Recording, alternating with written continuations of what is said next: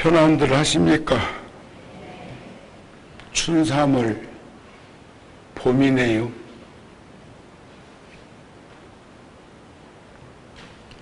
제가 3월 5일날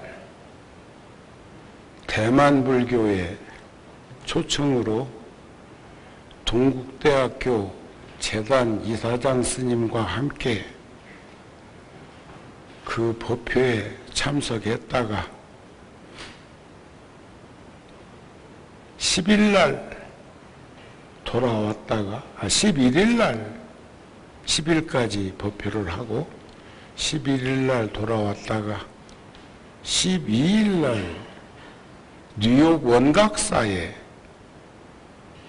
대웅전 탱화, 영산 탱화, 약사 탱화, 미타 탱화, 일로왕 탱화, 그리고 신중 탱화, 그 5 탱화를 안동포 3배에 모셔가지고 이번에 날씨도 쌀쌀한데 수백 명의 불자들이 동참을 해가지고 정원식을 잘 하고, 그날이 또 부처님 출가의 제일이어서 간단하게 법회를 하고, 그 다음 주 일요일 날이 열반제일이어서 그곳에 간 김에 부처님의 열반제일 법문도 법석에서 하고, 그리고 그 다음 날 왔습니다. 원래 제가 3월 초 관음제일 날 법회를 열애사로 잡았다가 오늘로 바꾸고 열애사 구룡사에서 공양을 얻어먹는 처지가 되어서 하루 사이지만 일요법회를 하고, 첫째 주 일요법회를 하고, 그 다음날 관음제일 법회까지도 그곳에서 하고, 그리고 다음 일정을 소화를 했습니다. 그래서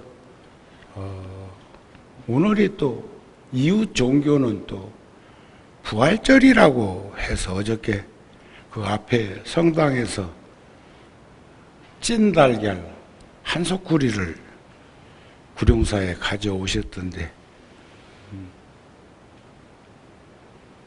우리는 동지 때 팥죽을 또 갖다가 공양하시라고 드리긴 합니다만, 그런 인연들도 짓고 하는데, 제가 가만히 시간적으로 따져보니까 부처님은 2648년 전에 가비라국에서 태어나셨거든요.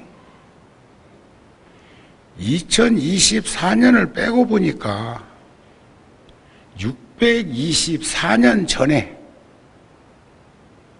누구보다 624년 전에 이 땅에 오셔서 89시나가라에서 열반하실 때까지 45년 동안 전법 활동을 하셨지요.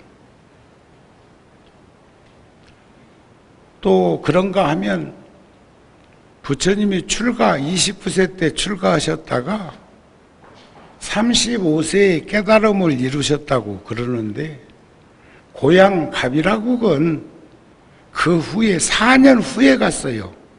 일반론적으로 보면 금이환양 제일 먼저 고향에 가서부터 깃발을 한번 흔들 것 같은데, 6년 동안 신세진이들을 찾아다니면서 깨달으신 법을 전해주는 과정 속에서 가비라국은 출가한 지 10년 만에 가셨다, 그 말이에요.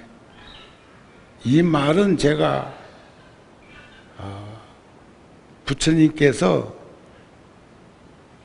정각을 이루시고 한 20년쯤 후에 우리 나이로 말하면 55세 때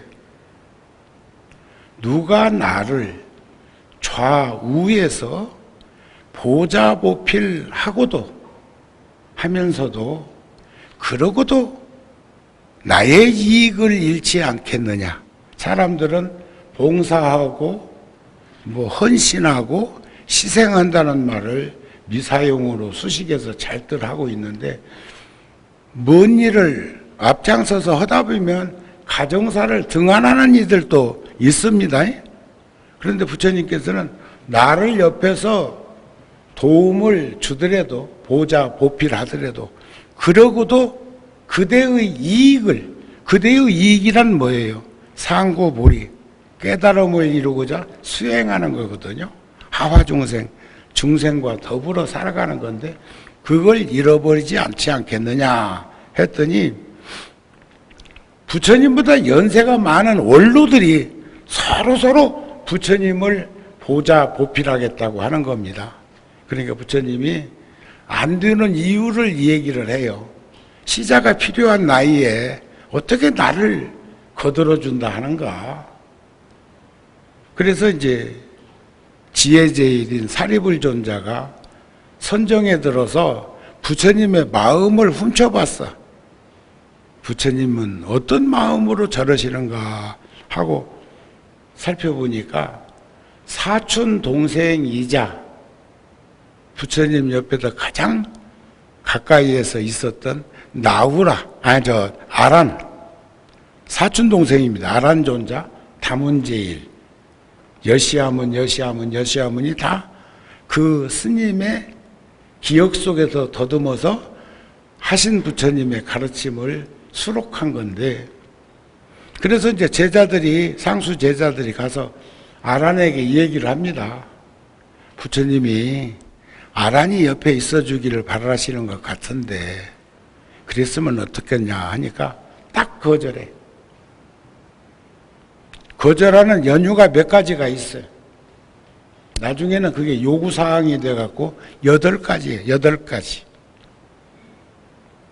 그게 이제 뭐냐면 부처님 가까이에 있는 게 부처님 오늘 저도 저녁 공양은 열애사에서 동국대학교 총장하고 저녁을 같이 하기로 약속이 되어 있는데 오늘은 여기서 하루 종일 있을 거고 그래서 점심 공양 후에 한두 시쯤 되어서는 저 호수를 제가 38년 넘게 양재동 구룡사에서 살면서 그 뒷산이 구룡산이거든요. 구룡산을 한 번도 못 올라가 봤으니까 그것도 참 그 인연이라는 게 묘하죠. 거기에 그렇게 안 가지더라고요. 바라보기는 날마다 바라보고 사는데 그 산 만댕이까지는 올라가 본 적이 없는데 여기도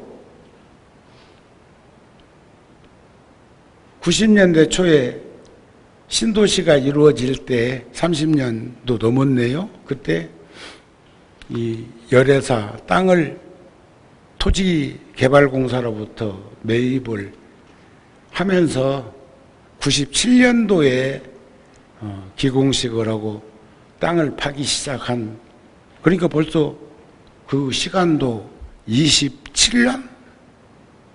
다 지은 지가 벌써 20년이 넘었으니까 24년이나 됐으니까 한 번도 저 호수를 안 가봤어. 그래서 오늘 호수에 나오면 나 만날지도 몰라. 오늘 한번 꼭 걸어보려고 그럽니다. 노는이 연불한다고. 여기 그래도 정발산은 올라가 봤는데 제가 어저께도 10km 걸었어요. 그제도 10km 걸었어. 그러면 13,000보 조금 더 걸으면 10km를 걷는 거리인데 지금 또 너무 많이 걷는다고 걱정하는 의사 선생님도 계셔. 조금 줄이시지요 그런다? 그것도 한번 검토는 해봐야 돼요. 그래서 이제 그러면서 시간을 좀 열애사서 있다가 저녁 시간에 그 동국대학교 총장님하고 그 다음에 좋아하는 사람도 있고 싫어하는 사람도 있을 거고, 사람 보고 사람을 선택하는 것이 아니라 당 보고 하는 수가 많아요. 그래가지고 오늘 또 누가 이번 국회의원으로 나오는 이가 나한테 오후 시간에 인사를 오고 싶다고 그러는데, 안 돼! 나는 점심 먹으면 가야 돼! 이럴 수 없잖아요. 그런 거 아닌가요? 누가 와도 만나야 돼. 누가 와도. 상구보리라고 하는 것은, 하와 중생이라고 하는 것은 결국 수행과 포교인데, 그렇게 그 두 가지를 한쪽으로 치중해서 사는 것은 출가자의 본분은 아니라고 생각을 하고 있습니다. 그렇게 하는 게 좋겠지요.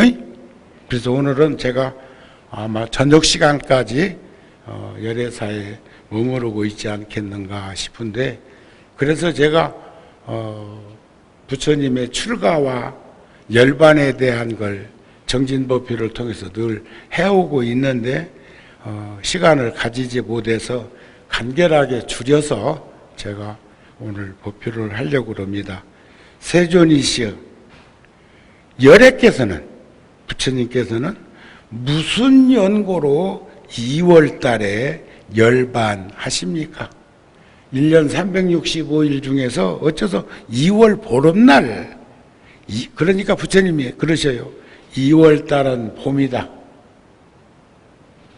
봄에는 만물이 생성에 자라나고 꽃이 피고 열매 맺고 강물이 많아지고 눈과 얼음이 녹으니까 온갖 동물들이 새끼를 낳는 때이므로 중생들이, 여러분들이 흔히 항상하다고 하는 생각을 내고 살기가 쉽습니다. 봄은 생성하는 기운, 춘삼월이라고. 그래서 모든 것이 항상하다고 하는 생각을 낸다. 그래서 중생들의 이러한 항상하다는 생각들을 여의게 하기 위해서 모든 법은 무상하고 부처님만이 항상 있어서 변하지 않는다고 하는 것을 일깨워주기 위해서 내가 2월 달에 열반한다. 그런 얘기입니다. 아셨죠? 아셨죠? 그래서 부처님은 태어나실 때는 4월 8일, 출가할 때는 2월 8일, 성도, 깨달음을 이루셨을 때는 나벌 8일, 12월 8일인데 법륜을 운전하시는 모두가 8일을 택해가지고 하셨는데 어찌해서 열반에 드심을 보름날 선택하셨습니까?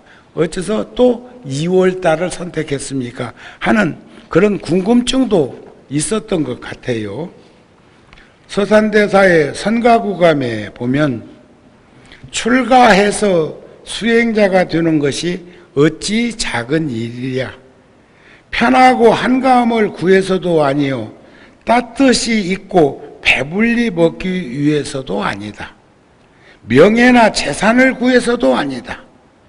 오로지 생사, 나고죽음의 괴로움 속에서 벗어나려는 것이며 번뇌, 탐욕과 썩냄과 어리석음, 번뇌의 속박을 끊으려는 것이다. 번뇌를 끊으면 해탈이고 번뇌가 일어나지 않는 걸 열반이라고 그러죠. 그래서 부처님의 지혜를 이으려는 것이며 고통받고 있는 저 중생들을 건지기 위해서 나는 출가했노라. 이게 서산대사의 선가구감에 나오는 출가의 변이요. 요즘 아침 예불 끝나고 방에 텔레비전을 키면은 BTN 불교 텔레비전에서는 요즘 봉영사 스님들의 예불이 나오고 또 BBS 라디오 방송 쪽에서는 중앙 성가대학 스님들의 예불이 나오는데 그전에도 봉영사 스님들이 할 때 관심 있게 보고 듣고 함께 시간을 가지기도 했고 또 그 예불이 끝나고 나면 우리 전승원의 원장인 정호 스님의 우리말 천수경이 나오는데 그것도 틀어놓고 듣는 둥 마는 둥 해도 가슴에 와서 이렇게 다가오는 그런 깨달음의 그런 지침이 많이 들어있으니까 여러분들도 노는이 연불한다고 아침 새벽에 잠에서 깨거든 불교 텔레비전이나 불교 라디오 방송 이렇게 가까이에 있으니까 틀어놓고 함께 시간을 가지면 좋겠다는 마음이 듭니다. 마음을 열면 시간이 되돌아온다고 하죠. 마음의 문을 열면 일체유심조라고 우리의 삶은 진정한 의미로 가득하며 따라서 우리가 하는 모든 행동은 매 순간 의미가 있다고 하죠. 시간이라고 하는 것은 예나 지금이나 충분한 시간 속에 공유하고 있는데 우리는 점점 더 나이 먹을수록 시간에 쫓기면서 살고 있는 것 같아. 엊그저께 동지였고 엊그저께 입춘이었는데 벌써 춘분이 또 그런가 하면은 엊그저께 3월달 카렌다를 넘겨놨는데 벌써 저는 오늘 31일 날이라 어저께 4월달 우리 카렌다의 구룡사 앞에 그 벚꽃이 만개한 그 꽃 내년에 아마 매화꽃 3월달에 피는 것은 금년에 제가 통도사 내려갔을 때 찍은 그 매화꽃이 훨씬 풍성하게 많이 꽃이 피어져 있어서 금년보다는 내년 그 매화꽃을 사진에 넣는다고 하면 더 좋지 않을까 하는 생각이 들어지기도 합니다. 그런데 어째서 우리는 그 시간을 되찾는 것은 그런 의미에서 마음을 열기 위한 첫걸음인데 왜 자꾸 우리는 점점점 시간에 쫓기는 듯 세상을 살아가고 있는 것일까? 어쩌면 죽음이 있어 삶에 중요한 것이 아닐까? 시간처럼 정직하고 공평한 것이 또 있을까 하는 생각도 해봅니다만 시간 잘 가요. 우리 어렸을 때는 가끔 노부살님들이 부모님은 계시오, 고향은 어디요, 형제가는 몇이요 이런 것 저런 거 묻다가 나중에 묻는 말이 있어. 스님 나이는 몇이요? 그래서 나는 1년에 2살씩 먹은 적도 있어. 10대 때는. 그런데 부처님께서 아란에게 말씀하시기를 아란다여. 그 아란이 부처님 시봉을 안겠다고 한 연유가 8가지가 있는 중에 부처님이 열반하실 때는 그 8가지를 죄 하나씩 거명하면서 칭찬했어요. 그건 이게 반대되는 이야기니까 잘 들어보세요. 부처님은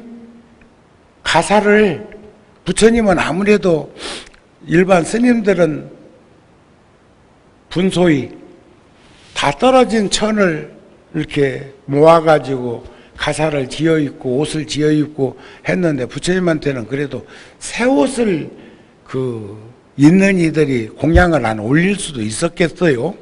통도사에 가면 부처님이 입으셨던 가사가 지금도 싱싱하게 존치되어 있고 통도사에만 1400년이나 모셔져 있는 가사가 있고 구룡사라고 하는 절을 세울 적에 제가 87년도에 가금을 지어놓고 부처님의 금난가사와 그리고 선덕여왕이 손수 지어서 자장률스께 올렸던 금난가사를 제가 2벌을 모셔가지고 서울에 와서 구룡사에서 절 불사하기 전에 가사 친견법표를 한다 해가지고 그렇게 많은 이들이 와서 2년 만에 만부처님을 다 모두가 동참을 해가지고 그 절이 세워진 것이라고 생각하면 그것도 근대사에 불가사의한 일이에요.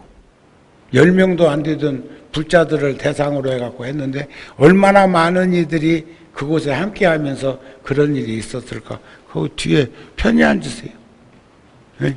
거기 편히 앉으라고. 무릎 꿇지 말고. 내가 보기에 부담스러워. 무릎 꿇고 있으면 어서 끝내야지 하는 생각밖에 안 들어. 아니, 뒤에 쳐다볼 것도 없어. 본인이 무릎 꿇고 있었잖아요. 그러는데 그 가사를 얻어 입으려고 부처님 옆에 있다 소리 듣기 싫다 이겨. 또 부처님이 누가 공양청을 해가지고 가면 아무래도 탁발해서 먹는 것보다 맛있는 진수성찬을 차려놓고 부처님께 공양을 올릴 거 아니야? 그러면 시자라고 따라가면 그 맛있는 거 그런 거나 얻어먹으려고 따라간다고 하지 않겠느냐. 또 사촌동생은 혈육이니까 부처님 옆에 있다 이런 소리나 들을까 봐서. 또 부처님이 정각을 이루시고 4년 동안 법문하시는 중에 고향에 가서 법문하시면서 아란이나 나우라나 이런 이들이 출가를 했기 때문에 4년 동안 부처님이 하신 말씀을 아직 못 들었다 이거예요. 그러니까 부처님 옆에 있다면 그것 나한테 다시 한번 설법을 해 주실 수 있느냐 그것도 물어. 또 그러기만 한 게 아니라 시도 때도 없이 부처님 처소에 출입할 수 있는 것도 허락받습니다.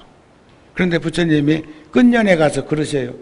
아라는 한 번도 때 아닌 때 내 방에 들어온 적이 없다. 필요할 때만 들어왔다 그 말이요. 이해가 되세요?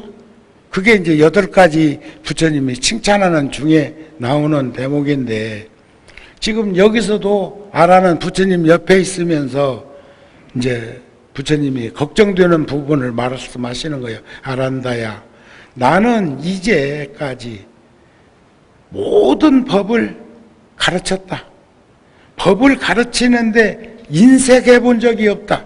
부처님이 하루는 그러셨어요.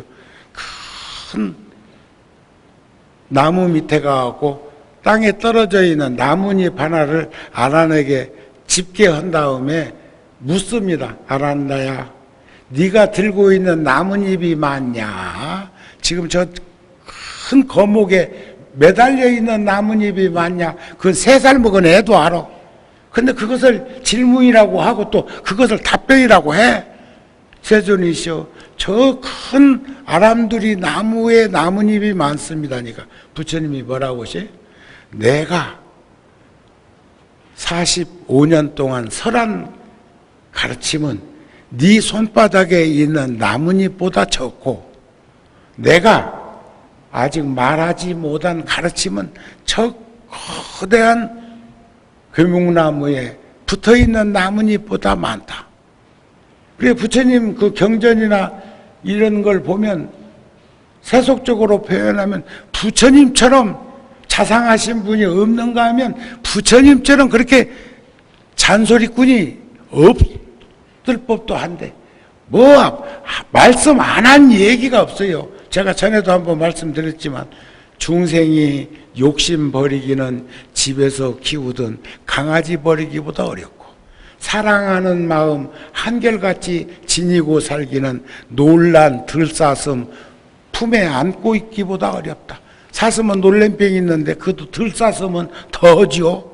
사람 인기척만 있어도 발짝발짝 뛰어 도망가는데 그걸 품에 안고 있기가 쉽겠어요. 그러니까 중생들이 사랑하는 마음을 한결같이 지니고 살기는 그리 어렵다는 거예요.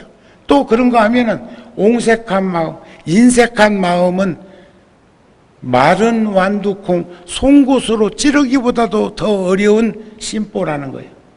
심속, 그 마음이라는 게 그렇게 옹색한 것도 부처님이 그런 데다가 비유를 해서 말씀하시는 걸 보면 얼마나 자상하십니까? 그런가 하면은 말씀 안 한 얘기가 없다고 생각할 만큼 다양한 말씀을 하셨어요. 그러니까 이제 그런 것을 이제 여기서 말하는 겁니다. 나는 이제 늙고 병들고 기운도 소했다. 없다. 내 나이 80이다. 낡아 빠진 수레가 간신히 근근히 움직이고 있는 것처럼 내 몸도 겨우 움직이고 있다. 그렇다 해서 부처님이 나처럼 자가용 타고 온 것도 아니고 말 타고 온 것도 아니고 평생을 걸으셨어요. 부처님은 길에서 태어나서 길에서 수행하시다가 길가에서 도를 이루시고 길에서 전법 활동하시다가 구시나가라 쌀쌀상수 나무 밑에서 길가에서 열반하신 분 종초지말 부처님은 길에서 태어나서 길에서 사시다가 길에서 열반하신 분이 부처님이셔요. 응? 그래서 이제 바이살리 유마거사가 머물던 그 지역의 제자들에게 내가 석 달 후에 열반에 들 것이다. 그게 이제 부처님께서 영축산에서 8년 동안 법화경을 설하시고 중림정사 최초의 사원이 있는 데를 지나서 걸어서 가비라국이 가까이 있는 구시나가라까지 오셨다가 열반하시는데 바이살리에서 이제 부처님이 석 달 후에 열반할 것을 얘기를 해. 간간히 스님들도 그런 분들 계십니다. 내가 한 달 후에 열반에 들 것이다.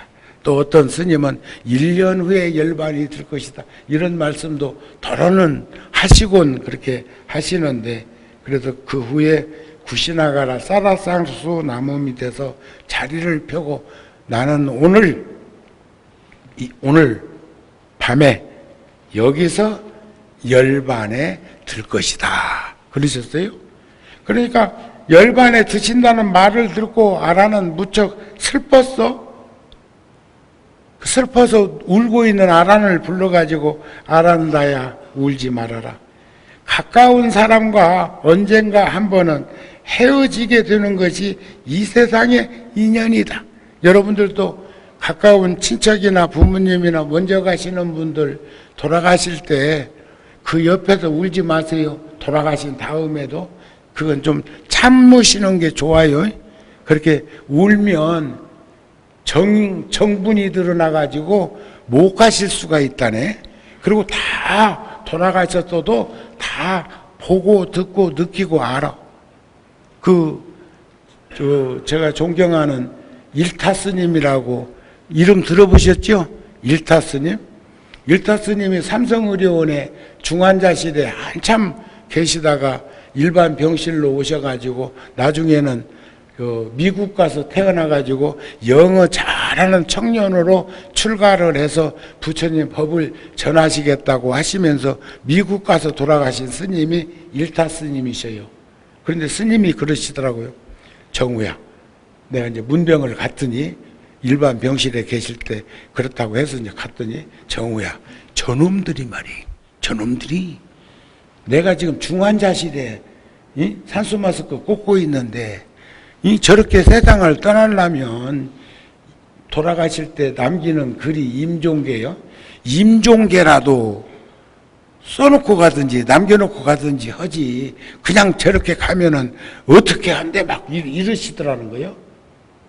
근데 그러니까 중환자실에 계시면서 산소 마스크를 꽂고 있는데도 들어오는 사람, 나가는 사람, 보호자 대기실에서 하는 소리까지도 스님이 육탈해가지고 다 듣고 보고 했다 그 말이요. 응? 그러면서 정우가 야, 내가 갈 것 같으면 그거 안 해놨겠냐? 이제 네가 들어라 하고는 스님이 임종계를 들려주셔갖고 제가 적어놓은 것도 있어. 임종계. 저기 누구요? 얼마 전에 돌아가신 자승 스님도 총무원장도 하시고 했던 스님도 그런 글을 남겼죠. 나고 죽는 것이 없다 하나 생사가 없는 곳이 없구나. 나고 죽는 것이 없는 곳이 없구나. 더 이상 구할 것이 없으니 인연 또한 사라지는구나 하는 게 그 스님의 어쩌면 임종계였다고 생각이 되어집니다. 아셨죠? 한 번 태어난 이는 반드시 죽게 마련이다. 죽지 않기를 바라는 것은 어리석은 생각이다. 그동안 나를 위해 수고가 많았다. 아란다야. 내가 떠나간 뒤에도 더욱 정진해서 성인에도 팔정도를 닦아서 성인의 자리에 오르도록 하여라. 이게 아란에게 마지막 말씀을 하는 겁니다. 아란다는 슬픔을 참으면서 부처님께서 열반하신 뒤에 장례식은 어찌하오리까 또 그것 걱정해? 그러니까 출가 수행자는 나의 장례 같은 것에 상관하지 말아라. 너희는 오로지 진리를 위해서 부지런히 정진해라. 나의 장례는 불자들이 신도들이 알아서 치러줄 것이다. 그날 밤 많은 이들이 부처님께서 열반하신다는 소식을 전해 듣고 슬퍼하면서 막 사라상수 나무 밑에 모여가지고 부처님을 뵈려고 하니까 아란이 전부 카트하고 차단하고 막 이렇게 하니까 아란다야, 진리를 알고자 찾아온 이들을 막지 말아라. 그들은 나를 괴롭히기 위해서 여기에 모인 것이 아니라 내 설법을 듣고자 온 것이다. 그들은 내 말을 들으면 곧 깨닫게 될 것이다. 그리고 다정한 음성으로 그동안 내가 설한 내용에 대해서 의심나는 점이 있거들랑 지금 물어라. 지금이 마지막 적절한 때다. 어려워 말고 어서들 물어라. 아라는 이때 부처님 가르침에 대해서 의심을 지닌 사람이 없습니다 하고 대신 그렇게 이제 하니까 그대들은 저마다 자신을 등불로 삼고 자신을 의지하여라. 진리를 등불로 삼고 의지하여라. 이 밖에 다른 것에 의지해서는 안 된다. 그리고 그대들은 내가 가르침을 중심으로 서로 화합하고 공경하며 다투지 말아라. 물과 우유처럼 할 것이요 물 위에 기름처럼 겉돌지 말아라. 교법을 지키고 배우며 수행하고 부지런히 정진하여라. 이렇게 이제 말씀을 합니다. 그러면서 부처님이 마지막으로 하시는 말씀이 내가 떠남을 보고 내가 지금 떠남을 보고 그것을 죽음으로 알지 말아라. 열반은 죽음이 아니니라. 열반은 번뇌가 일어나지 않는 자리죠. 이 가르침대로 살아가면 내게서 멀리 떨어져 있어도 항상 나와 함께 하느니요. 이 가르침대로 살지 않는다면 나와 함께 있어도 그림자와 발자국처럼 함께 해도 멀리 아주 멀리 있는 것과 다름이 없다 하시면서 이 모두에게 해당되는 말씀을 하셔요.